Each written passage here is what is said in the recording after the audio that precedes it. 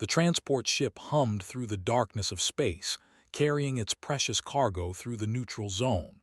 Min sat in the back of the main cabin, checking his weapons for the third time that hour. His contact had been vague about the details, but the money was good. Protect a diplomatic convoy for 3 days, no questions asked, payment on delivery. He had done this kind of work dozens of times before. The galaxy was full of people who needed protection and didn't want to use official channels. As a human mercenary, Min had built a reputation for being reliable, quiet, and surprisingly hard to kill. Humans were still relatively new to the galactic community, and most alien species underestimated them. That suited Min just fine. The guards ignored him completely. They stood like statues in their gleaming armor, tall and elegant with their pale blue skin and luminescent markings. They were one of the oldest civilizations in this sector, known for their advanced technology and rigid social structure. Their guards were supposedly the best in the galaxy, trained from childhood in combat and strategy. So why did they need a human mercenary? Min didn't ask. He had learned long ago that the less he knew about his client's business, the better he slept at night. He just needed to get through 3 days, collect his payment, and move on to the next job. The door to the private cabin slid open, and a young female stepped out. She was smaller than the guards, her skin a lighter shade of blue, with silver markings that seemed to glow softly in the dim light. She wore simple traveling clothes, nothing that suggested status or importance. But the way every guard suddenly stood told Min everything he needed to know. Royalty. The girl looked around the cabin with curious eyes, taking in every detail. When her gaze landed on Min, she tilted her head slightly, studying him the way someone might examine an interesting artifact in a museum. He had seen that look before from aliens who had never met a human up close. "You are the human guardian," she said. Her voice was soft but clear, with the musical quality common too. It wasn't a question. Min stood and gave a slight bow, the polite gesture he had learned worked with most species.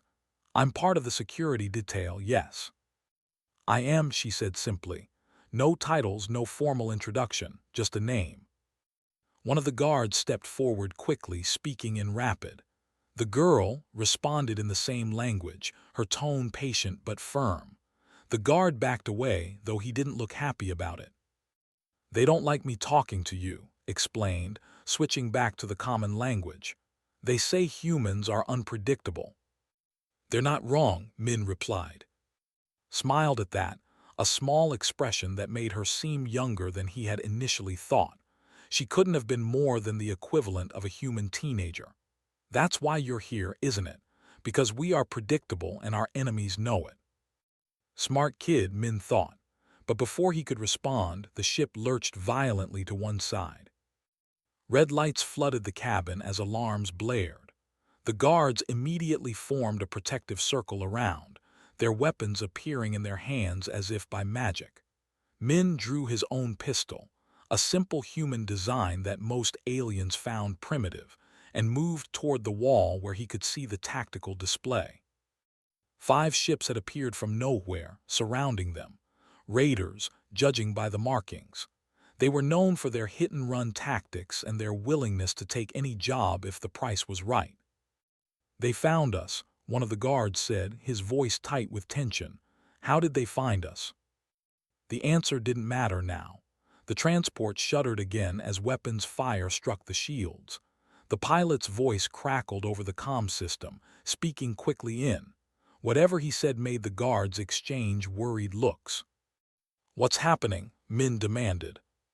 The lead guard glanced at him with obvious reluctance. "They're using biodisruptors. Our shields can't block them. If they board us, we'll be paralyzed within minutes."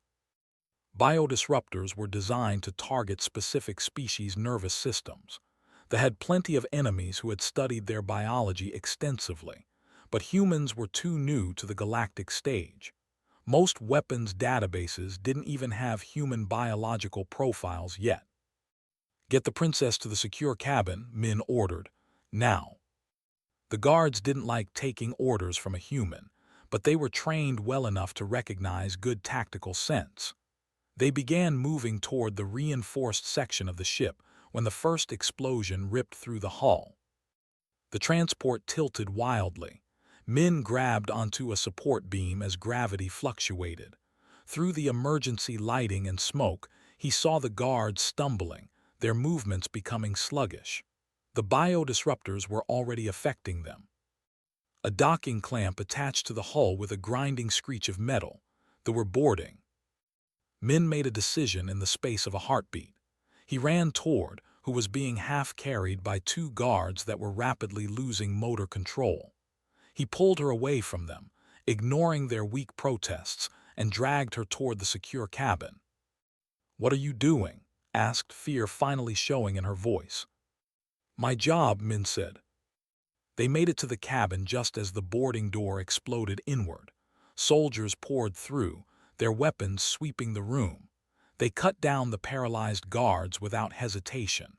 Min shoved into the secure cabin and sealed it behind her. The door would hold for maybe 10 minutes if he was lucky.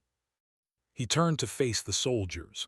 There were at least 12 of them, all armed, all trained. He was one human with a pistol and a combat knife. The odds were terrible.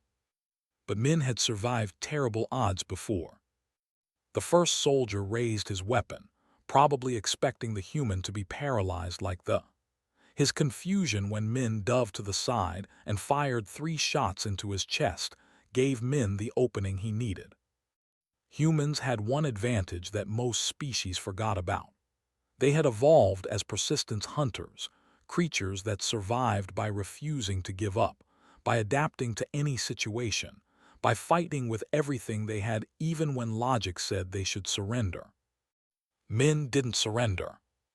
He moved through the cabin like a storm, using every bit of cover, every tactical trick he had learned in 20 years of combat. They had superior numbers and technology, but they weren't prepared for human aggression and unpredictability.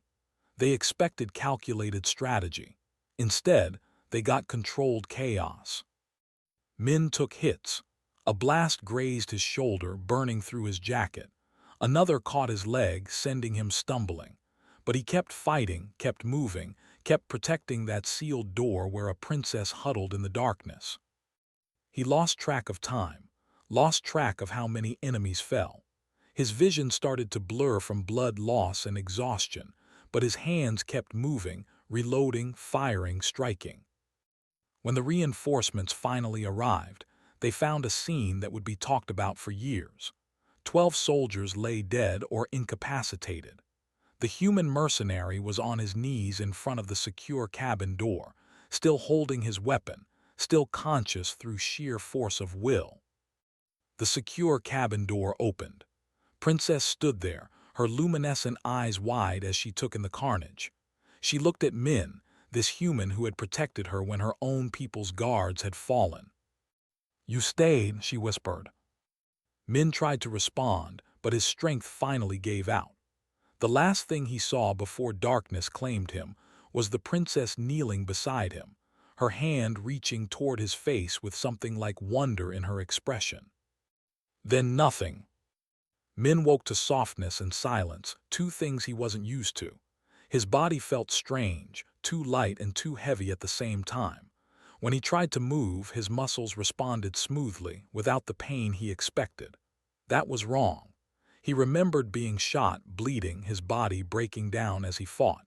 He should be in agony if he was alive at all. He opened his eyes slowly. The ceiling above him was made of some smooth white material that seemed to glow with its own inner light. The air smelled clean, almost sterile, with a faint, sweet scent he couldn't identify. This wasn't a ship's medical bay. This wasn't any human facility he had ever seen.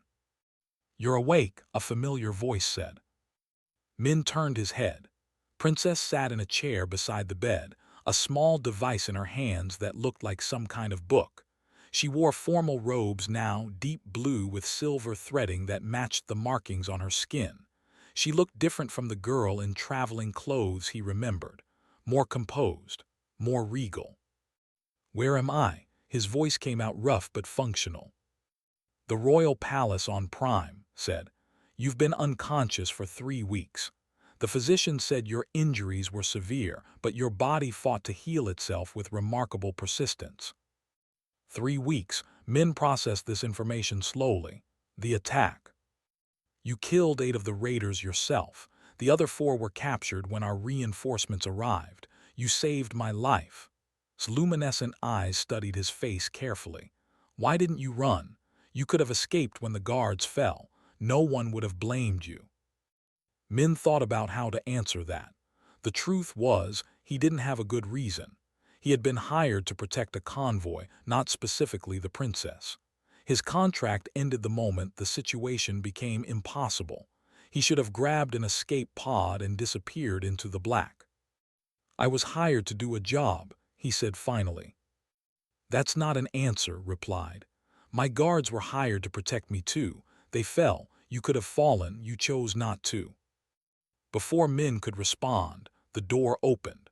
A tall male entered, wearing a military uniform Min recognized. Captain had been his commanding officer years ago when Min served in the Joint Species Defense Force. Seeing him here was a surprise. Min said with a slight smile, "You look better than the last time I saw you, less blood." "Captain, what are you doing here?" "I'm a liaison officer now, coordinating between human and military interests. When I heard a human mercenary saved Princess, I knew it had to be you. No one else is that stubborn." His expression became more serious. "You've created quite a situation." "What kind of situation?" "The kind where Queen wants to meet you immediately. And when the Queen of the Empire wants to meet someone, they don't say no." The walk through the palace took longer than Min expected. Every corridor was a work of art, with walls that seemed to shift colors in the light and floors so smooth they reflected like mirrors. Servants and officials moved through the halls with quiet efficiency, all of them pausing to stare when they saw the human walking with Princess and Captain. "They're not used to seeing humans in the palace," explained, noticing his discomfort. "We have few visitors from your species." "Because you think we're primitive," Min said bluntly. To his surprise, didn't deny it. "My people value stability and predictability. Humans are neither of those things. It makes many nervous." They entered a vast chamber with a high ceiling and walls decorated with images of stars and planets. At the far end, on a raised platform, sat Queen. She was tall even by standards, her skin a deep blue that seemed almost purple in the light.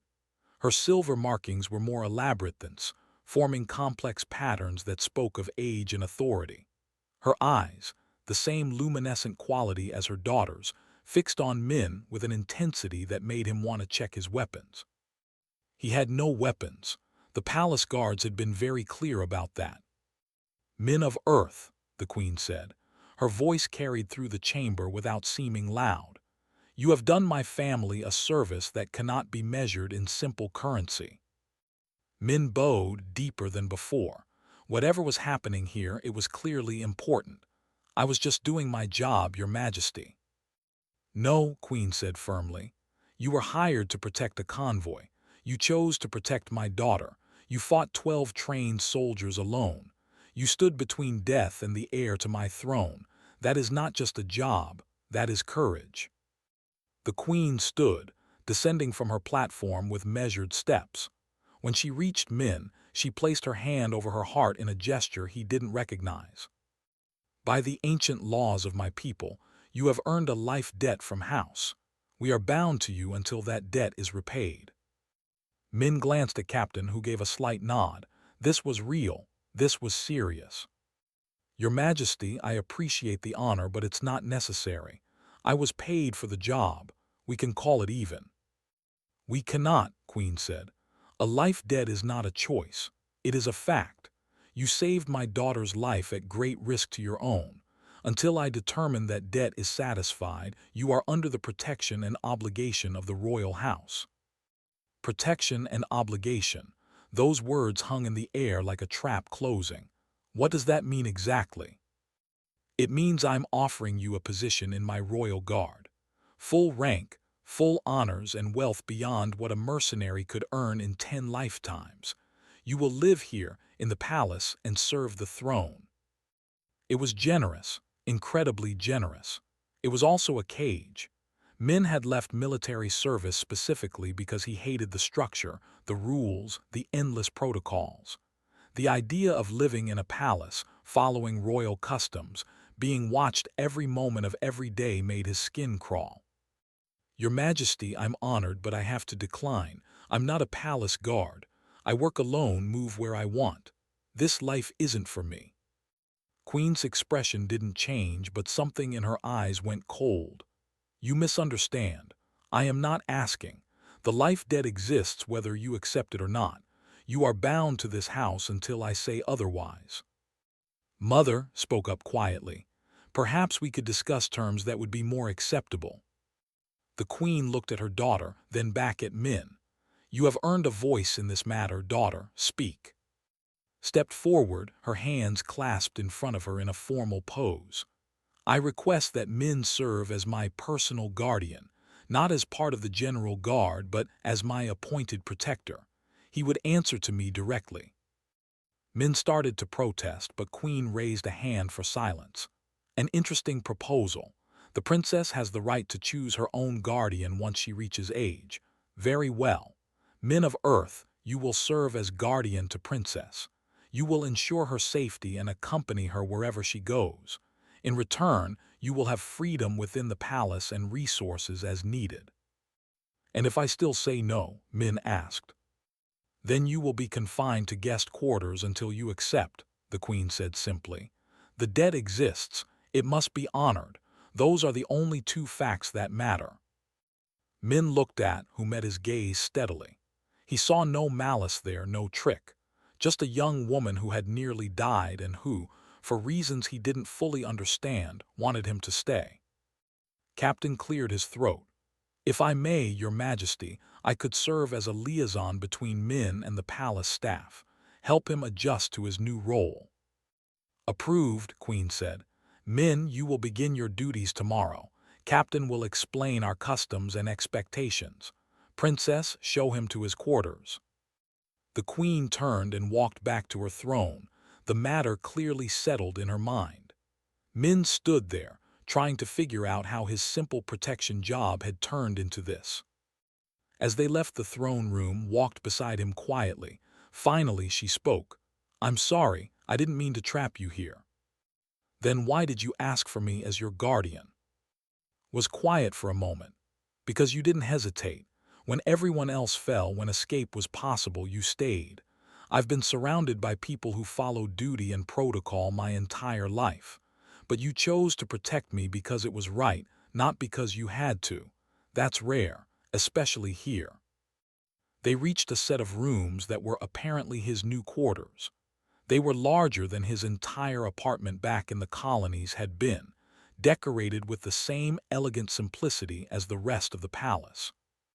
Get some rest, said. Tomorrow I'll show you around the palace, help you understand how things work here. Princess, Min said as she turned to leave. Why does your mother really want me here? This isn't just about a life debt. Looked back at him, and for a moment he saw something in her eyes that looked like understanding. My mother rules an empire, Min. She thinks about threats others can't see. The attack on me came from inside our own territory, using weapons designed specifically for. Someone knew where I would be and how to hurt my guards. She needs someone unpredictable, someone no one expects. She needs a human. With that, the princess left, leaving Min alone in his golden cage to wonder what exactly he had gotten himself into. 3 months passed in the palace, and Min still felt like a fish trying to breathe air. Every day brought new protocols to learn, new customs to memorize, new ways to accidentally offend someone. The staff treated him with polite distance, the kind of courtesy you'd show to a dangerous animal that someone important had decided to keep as a pet. Only Princess seemed genuinely comfortable around him. She had taken it upon herself to teach him about culture, explaining things that everyone else assumed he should simply know. In return, she asked him endless questions about Earth, about humans, about everything he had seen in his travels. "Tell me about the colony wars," said one afternoon as they walked through the palace gardens. The gardens were beautiful in an artificial way, every plant trimmed to perfection, every path precisely measured. Nothing grew wild here. "What do you want to know?" Min asked, keeping his eyes moving as always, watching for threats. "My tutors say humanity almost destroyed itself in those wars, that millions died fighting over resources. They use it as an example of why younger species need guidance." Paused by a fountain, her fingers trailing through the water. "But you survived. Your species survived. How?" Min thought about the honest answer. "We're stubborn. When things get bad, humans have this stupid tendency to keep fighting instead of giving up. We lost whole colonies, saw things that should have broken us, but we rebuilt. We adapted. We survived because we had to." "That's what scares my people about humans," said quietly. "That stubbornness, that refusal to accept limits, value order, control, predictability. You value survival at any cost." "Is that why your mother really keeps me here? Because I'm unpredictable?" Looked at him with those luminescent eyes that seemed to see more than they should. "My mother keeps you here because someone tried to kill me, and she doesn't know who. Because our own guards failed, and you didn't. Because she needs to know that at least one person near me cares more about keeping me alive than following protocol."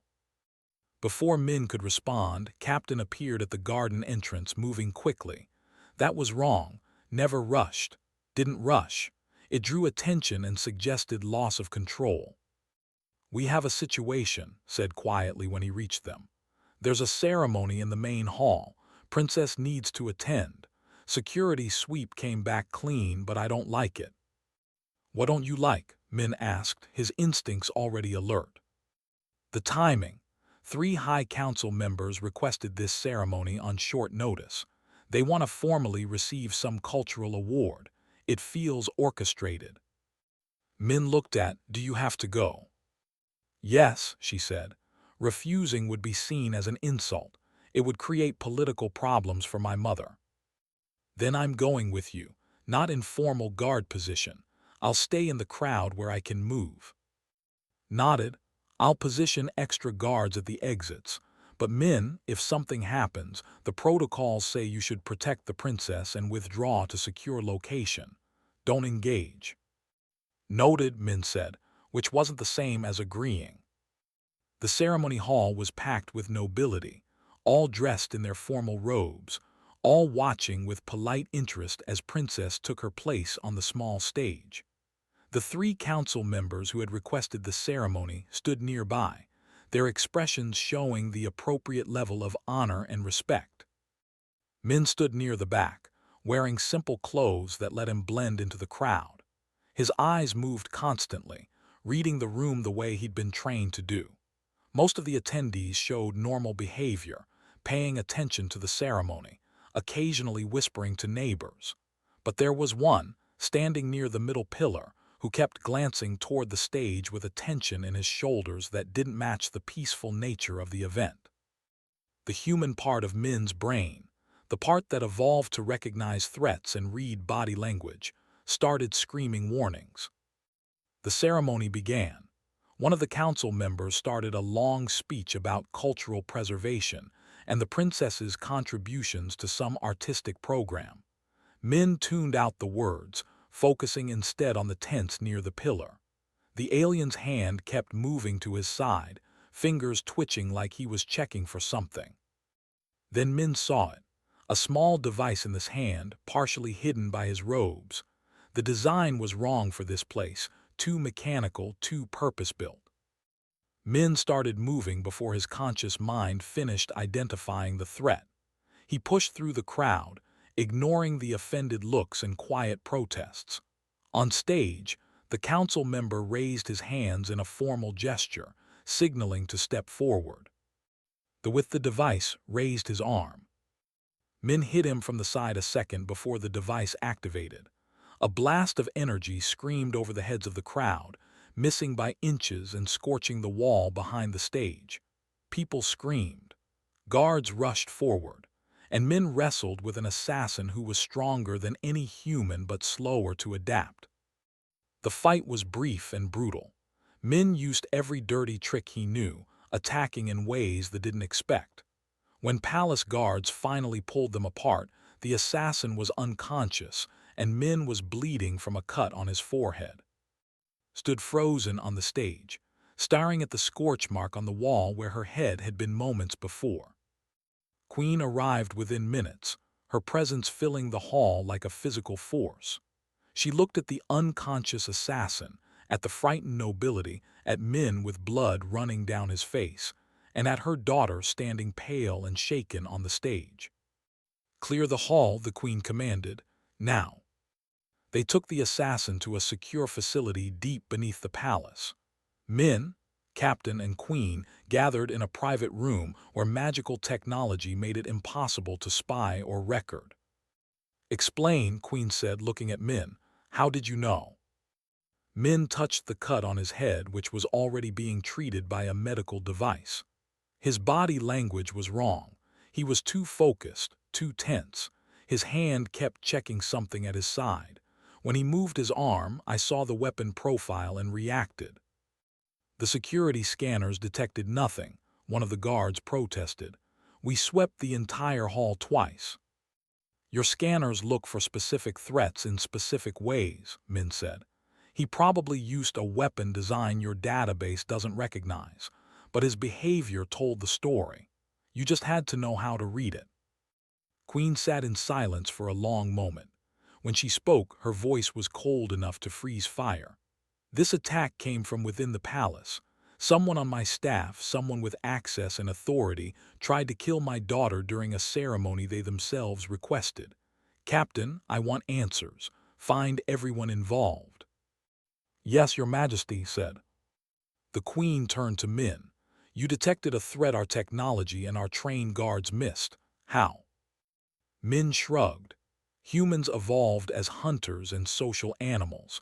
We learn to read body language, to spot when something doesn't fit the pattern. Your people rely on technology and logic. Sometimes the best threat detector is instinct." "Instinct," Queen repeated, testing the word. "Unpredictable, illogical, the very things my people have spent trying to eliminate from our society." "And the things that kept my daughter alive today," said quietly. She had been silent until now, but her voice carried weight. "Mother, our enemies know how we think. They know our patterns, our protocols, our technology. They're using that against us. Min doesn't think like that's not a weakness. It's exactly what we need." Over the next week, Captain's investigation uncovered the conspiracy.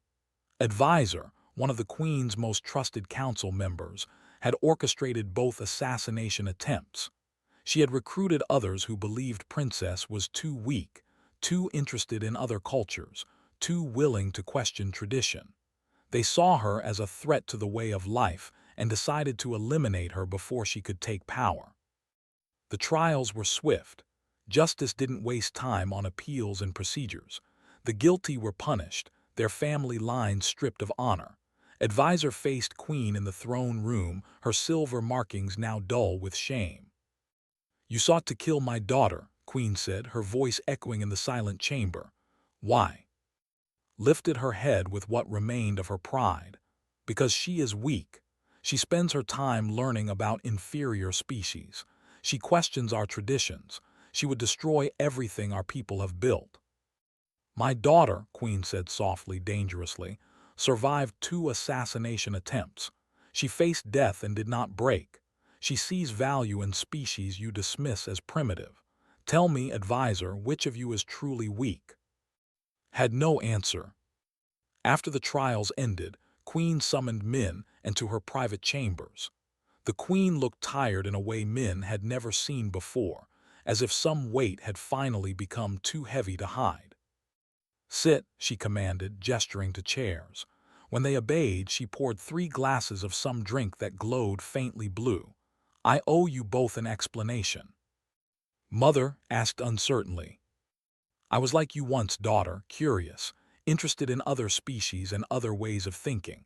My tutors tried to train it out of me. They said a queen must be above such things, focused only on our own people's interests. Queen took a sip of her drink. I let them change me. I became the ruler they wanted, cold, logical, predictable, and I have wondered for years if that was the right choice. She looked at Min. I kept you here partly because of the life debt, yes, but also because I wanted my daughter to see that there are beings in this galaxy who value courage and loyalty over status and tradition. I wanted her to stay curious, to stay open to new ideas, because the galaxy is changing and the Empire must change with it or die. The conspiracy, Min asked. Was inevitable, the Queen said. There are many in my court who think as did. They see change as weakness. They want the Empire to remain isolated and superior. They're wrong, but they have power. She turned to, You will face them your entire life, daughter.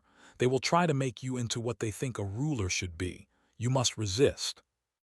I don't know if I'm strong enough, admitted. You are, Queen said firmly, and you will have help. That's why I'm sending you away.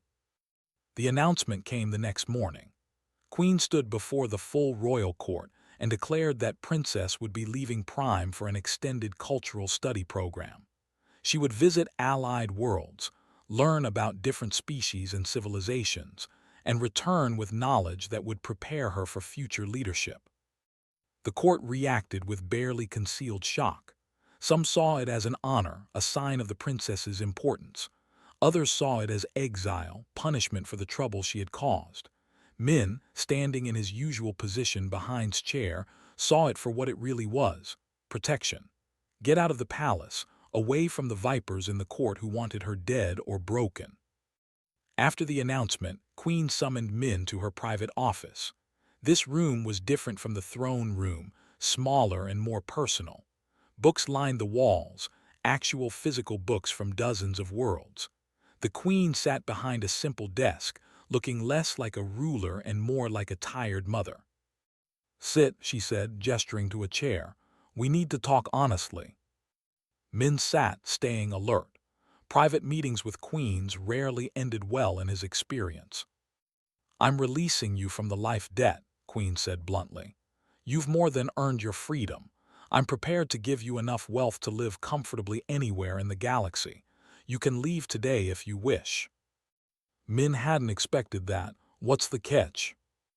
No catch. You've served honorably. You've protected my daughter twice now. The debt is satisfied. The Queen paused.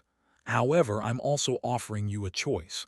Stay with as her guardian during this journey, not because you must, but because you choose to. Why would I choose that? No offense, Your Majesty, but I didn't want to be here in the first place. Queen smiled slightly, a rare expression. I know, that's why I trust you. Everyone else in this palace wants something from me or my daughter. Power, status, favor. You just want to do your job and be left alone. That honesty is precious.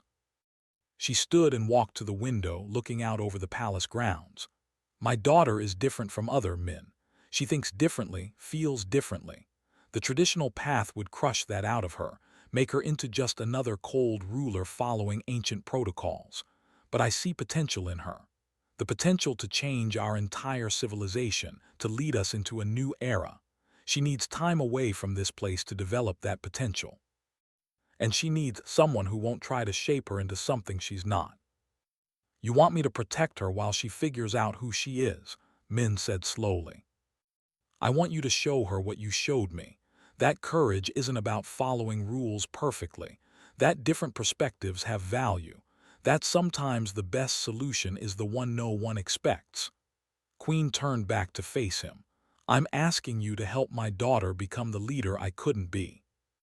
Min thought about the girl who had sat with him during his recovery, who asked questions about humanity with genuine curiosity, who looked at him like he was a person instead of a useful tool. He thought about the scared expression on her face when that assassin's blast had barely missed her head. He thought about how, despite everything, she had never treated him with anything but respect. If I say yes, I do this my way. No interference from the palace, no reports to advisors, just me and whatever backup I choose. She needs to experience real life, not a carefully controlled tour. Agreed, Queen said immediately.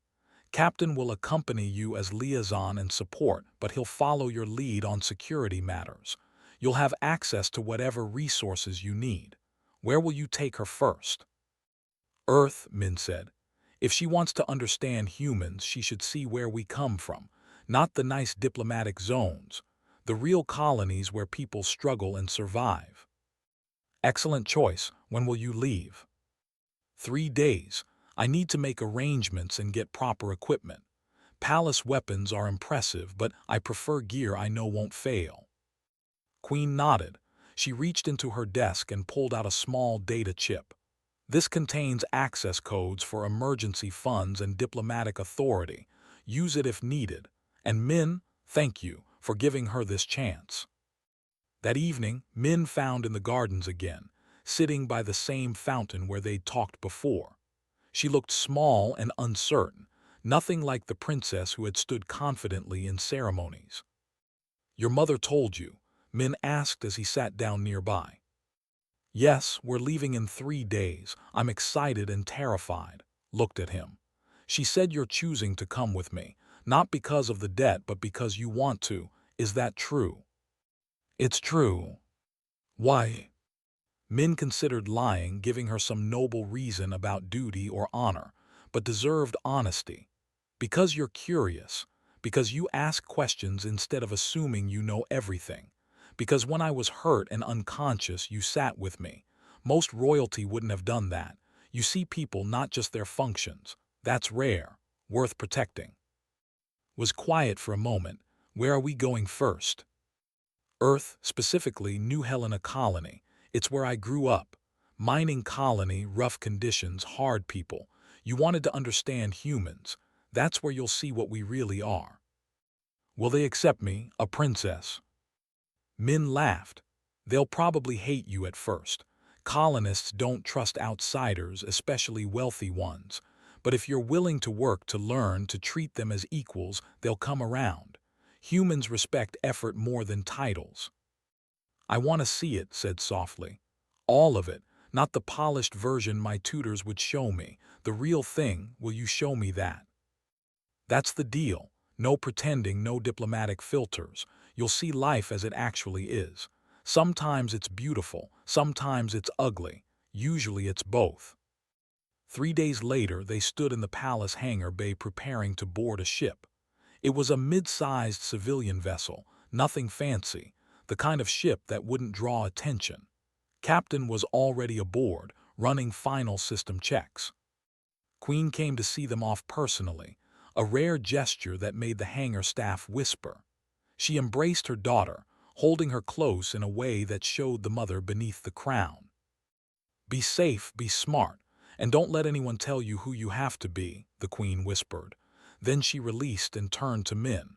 Bring her back whole and ready to lead. That's all I ask. Yes, Your Majesty. As their ship lifted off, Min watched Prime shrink below them. The palace became a white dot, then disappeared entirely. Beside him, pressed her face to the window, watching her world fade away. Nervous? Min asked. Terrified, admitted. I've never been away from the palace for more than a few days. Never been anywhere without dozens of guards and servants. Never had to make my own decisions about anything important. Good, Min said. Fear keeps you sharp. Just don't let it stop you from moving forward. The journey to Earth took 2 weeks through various jump gates. During that time, Min started teaching practical skills. How to check if food was safe to eat. How to read people's intentions from their body language. How to navigate in unfamiliar places without drawing attention. All the things a princess would never learn in a palace. Absorbed everything like a sponge. She asked questions constantly, took notes, practiced until she got things right. Min was impressed despite himself. She had the same stubborn determination he'd seen in the best soldiers he'd served with. Tell me about New Helena, said one evening as they shared a meal in the ship's small galley. It's a mining colony about 300 years old. We extract rare metals from asteroid fields. The work is dangerous. The pay is decent if you survive, and everyone there came from somewhere else. Refugees, criminals, people running from debts or looking for fresh starts. It's not pretty, but it's honest. And your family? Dead. Mine collapsed when I was 15. I joined the military after that because I needed purpose and didn't want to die in the tunnels like my parents. Min shrugged. That's a common story on New Helena. Everyone there has lost something. I'm sorry, said quietly. Don't be. It made me who I am. That's the thing about humans. We survive loss by moving forward. We don't forget, but we don't let grief stop us either. They arrived at New Helena on a cold morning, station time. The colony was built into a large asteroid, with docking bays carved from solid rock. Everything looked worn and functional, nothing decorative or elegant. This was a place built for survival, not beauty. As they walked through the main corridor toward the colony center, people stared. Seeing a here was unusual. Seeing one dressed in simple traveling clothes instead of royal robes was bizarre. But Min's presence kept the stares from becoming more. They recognized one of their own. An old woman approached them, her face weathered by decades of hard work. Min, that really you? Hello, Mrs. Been a while. 15 years since you left for the military. Heard you became a mercenary, and now you're back with alien royalty. Mrs. looked at with open curiosity.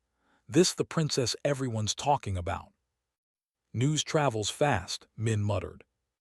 We got maybe 3 interesting things happen here per year. Princess visiting is definitely one of them. Mrs. addressed directly. You here to study us poor humans like lab specimens? No, said carefully. I'm here to learn about your lives, your culture, what makes humanity strong, if you'll teach me. Mrs. studied her for a long moment. Then she smiled, showing gaps where teeth used to be. You want to learn? Come to the community meal tonight. Everyone will be there. They'll have questions. Can you handle straight talk? I hope so, said. Good, because colonists don't do polite lies. You ask us something, we'll tell you the truth, even if it's ugly. As Mrs. walked away, looked at Min with wide eyes. Is everyone here that direct? Pretty much. Welcome to real human culture, princess. No protocols, no diplomatic double talk. Just honest people living honest lives. Think you can handle it? Straightened her shoulders, and Min saw determination in her expression. I can handle it. Show me everything. The community meal was held in the main gathering hall, a large space carved from asteroid rock with tables made from recycled ship parts. About 200 colonists filled the room, eating simple but filling food and talking loudly. This was nothing like the quiet, controlled meals in the palace. This was chaos, life, humanity in its raw form. Sat between Min and Captain, looking slightly overwhelmed. People kept glancing at her, whispering to neighbors, clearly curious but not yet brave enough to approach directly. That changed when a young girl, maybe 8 years old, walked right up to their table and stared at with open fascination. Are you really an alien princess? The girl asked bluntly. Yes, said smiling. My name is what's yours? Why do you glow like that? It's called bioluminescence. My people evolved it to communicate in the dark. That's weird, said matter-of-factly, but kind of cool. Can you make it brighter? Concentrated, and the silver markings on her skin brightened slightly. Eyes went wide with delight. Other children started gathering around, asking questions, touching hands to see if they were different. Answered every question patiently, letting them explore their curiosity. The adults watched this interaction carefully. Min knew what they were thinking. Royalty who treated children like annoying obstacles weren't welcome here. But someone who sat on the floor to talk to kids at eye level, who answered silly questions seriously, that was different. Mrs. sat down across from them with a plate of food. So, princess, why are you really here?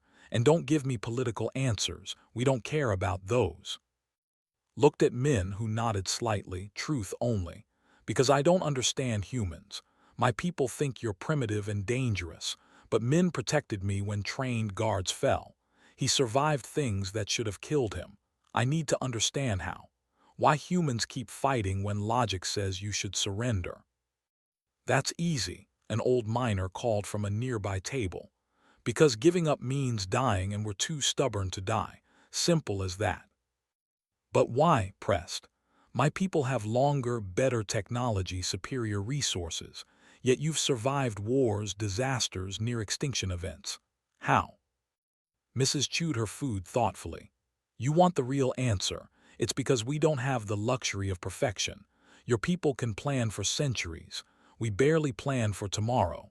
So we learn to adapt fast, to work with what we have, to keep moving even when we're scared. That's not strength. That's just desperation refined into an art form. A younger woman joined the conversation. Plus, we're pack animals. When things get bad, humans band together. We fight for each other, not just ourselves. That's our real advantage. Not individual power, but collective refusal to quit.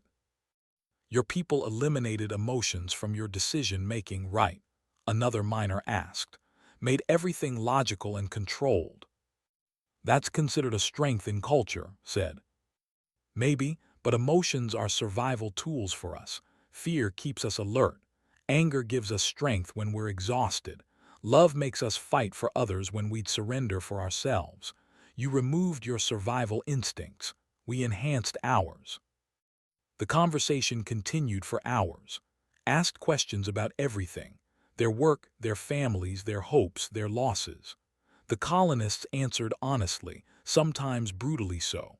They told her about the hardships of colonial life, about the friends lost in mining accidents, about the constant struggle to survive in an unforgiving environment. But they also told her about the pride they felt in their work, about the bonds formed through shared hardship, about the music they made, the art they created, the joy they found even in difficult circumstances. They showed her humanity in all its messy, complicated, beautiful reality. Over the next 6 months, lived on New Helena like a colonist. She learned to operate mining equipment. She helped in the community kitchen. She attended memorial services for miners who died in accidents, learning about human grief and how they honored their dead. She played with the children, listened to the elderly tell stories, and slowly began to understand what made humanity work. Min watched her transform.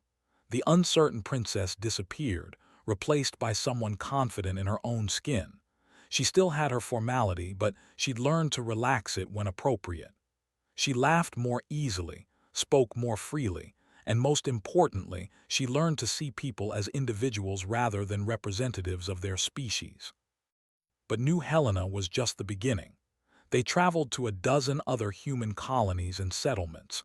They visited Earth itself, seeing both the gleaming cities and the struggling communities. They went to allied worlds where other species lived, learning how different civilizations approached life's challenges. Everywhere they went, asked questions and listened. She learned that they valued harmony and consensus, that the Thresh built their entire culture around family groups, that they believed in cycles of destruction and rebirth. Each species had developed their own answers to existence, their own strengths and weaknesses, and slowly developed her own philosophy, one that valued diversity over uniformity, one that saw strength in difference rather than threat, one that understood leadership wasn't about control but about service. A year after leaving Prime, they returned. The palace looked the same but had changed completely. She walked with confidence now, spoke with authority earned rather than inherited. When Queen saw her daughter, she smiled with genuine pride. "Welcome home," the Queen said, embracing. Then she looked at Min. "You kept your promise." "She did the work herself," Min replied. "I just showed her where to look." The next day, addressed the full royal court. Min stood in his usual position behind her chair, watching the assembled nobles with careful eyes. Many of them had opposed her trip, called it a waste of time, predicted she would return embarrassed or unchanged. I left this palace a year ago, began, her voice clear and strong. I went to learn about other species, particularly humans. Many of you thought this was foolish. You believed our way was superior, that other species had nothing to teach us. You were wrong. Murmurs rippled through the court. Didn't like being told they were wrong. I learned that our strength, our stability, our control have value, but I also learned they have costs. We've become isolated. We've convinced ourselves that difference equals inferiority. We've stopped learning from others because we assume we know better, and that arrogance will destroy us. A council member stood. Princess, with respect, we are one of the oldest civilizations in the galaxy. Our methods have sustained us for. Why should we change? Because the galaxy is changing around us, said firmly. Younger species are forming new alliances.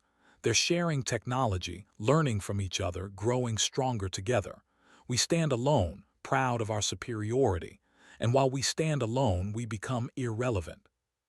She pulled up a holographic display showing galactic trade routes, defense pacts, and cultural exchanges. This is the new galaxy, networks of cooperation spanning hundreds of worlds, and we're not part of it because we refuse to see value in others. That's not strength, that's fear. Queen watched her daughter with an expression Min couldn't quite read.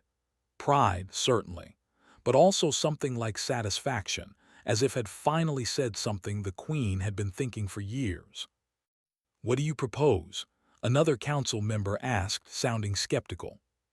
Cultural exchange programs, joint research initiatives with other species, opening our borders to visitors and students, most importantly, approaching other civilizations as partners rather than subjects or inferiors. Looked around the room, meeting eyes directly. I propose we lead through inspiration instead of intimidation. Show the galaxy what's possible when different perspectives work together. The debates that followed lasted for weeks. The conservative faction opposed every suggestion. The progressive faction, smaller but growing, supported its vision. Queen remained carefully neutral in public, letting her daughter fight her own battles. In private, the Queen summoned Min one final time. The life debt is satisfied, she said formally. You've done more than protect my daughter's life. You've helped shape the future of the Empire. You're free to go, with my gratitude and whatever reward you wish. I don't need a reward, Your Majesty. Nevertheless, you've earned one. What do you want? Min thought about it. He could ask for wealth, for status, for a comfortable retirement, but none of that appealed to him. He'd never been motivated by luxury. I want to build something, he said finally. An academy, joint human, eventually open to other species. Train guards and protectors who understand that diversity is strength, that different ways of thinking solve different problems, that the best security comes from understanding, not just force. Queen smiled. An excellent idea. You'll have full funding and authority to recruit from any species you choose. Where will you build it? Neutral space. Somewhere that doesn't belong to any one species. Make it clear this is about cooperation, not dominance. Approved. And I assume you'll need an advisor familiar with diplomatic protocols and royal security. Captain would be perfect, Min said. Agreed. What about my daughter? She's asked to have you as her chief advisor when she takes formal power. With respect, Your Majesty, I'm a soldier, not a politician. But I'll consult when needed, and I'll make sure the Academy trains people who can protect her vision. A wise answer, Queen said. You understand your strengths and limitations. That's rare. The formal ceremony declaring the life debt satisfied took place in the throne room before the full court. Princess herself performed the ritual, thanking Min for his service and releasing him from all obligations. But afterward she found him in the gardens, their usual meeting place. Thank you, she said quietly, for everything, for protecting me, for teaching me, for showing me what I could become. You did that yourself, Min replied. I just pointed you in the right direction. What will you do now, after you build your academy? Train the next generation.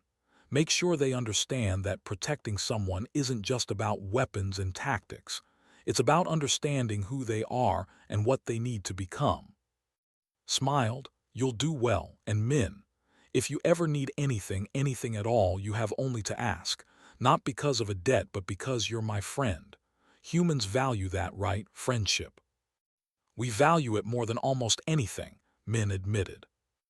Good, then consider yourself my friend, now and always. 5 years later, the academy was complete. A beautiful facility floating in neutral space, with dorms and training grounds for hundreds of students. The first class included humans, Thresh, and half a dozen other species. They learned combat techniques from each culture, studied philosophy and ethics, practiced reading body language and detecting threats.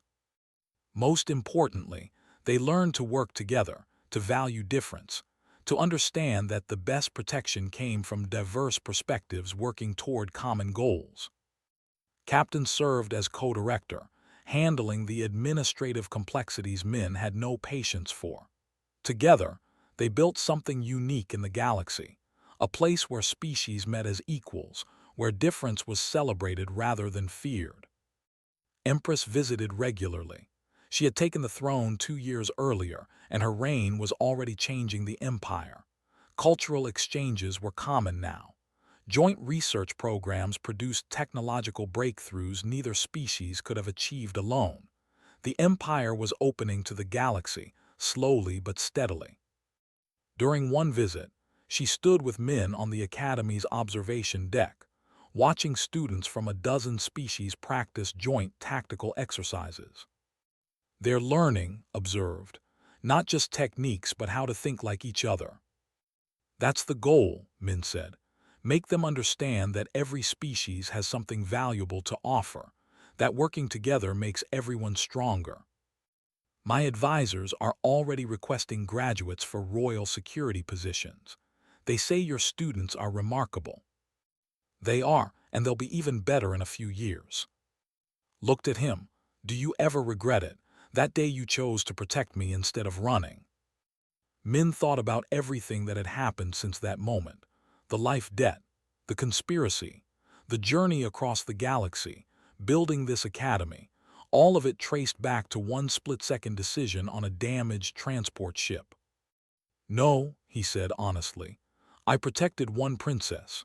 Now she's protecting an empire, and this academy is training people who will protect the galaxy. That's not a bad legacy for a simple mercenary. You were never simple, said with a smile. That's why it worked. They stood in comfortable silence, watching the students below. Different species, different cultures, different ways of thinking, all learning to work together to protect each other, to build something better than what existed before. In the throne room on Prime, a new statue stood. Carved from crystalline stone, it showed a human in battle-worn armor standing protectively in front of a young princess. The inscription read, "In honor of men of Earth, who taught us that the measure of a protector is not the power they wield, but the lives they choose to save and the future they help create." Min never saw the statue. He was too busy training the next generation of protectors, making sure they understood what he had learned the hard way, that sometimes the best defense was an open hand instead of a closed fist. That different wasn't dangerous, that the galaxy was better when everyone worked together. And sometimes, late at night when the academy was quiet, he would look out at the stars and think about how strange life was. He had just been trying to do his job, to protect one girl from danger. He had no idea that choice would change everything. But that was the human way, wasn't it? Keep moving forward, adapt to whatever comes, protect what matters, and hope that somewhere down the line it all adds up to something meaningful. Looking at his students, at the academy, at the changes spreading through the galaxy, Min thought maybe it had. Maybe one stubborn human refusing to give up really could make a difference. He smiled slightly. His parents would have laughed at the irony. They had died in the mines of New Helena, scratching survival from asteroid rock. Their son ended up shaping the future of multiple civilizations. Not bad for a colony kid, who just refused to quit. Not bad at all.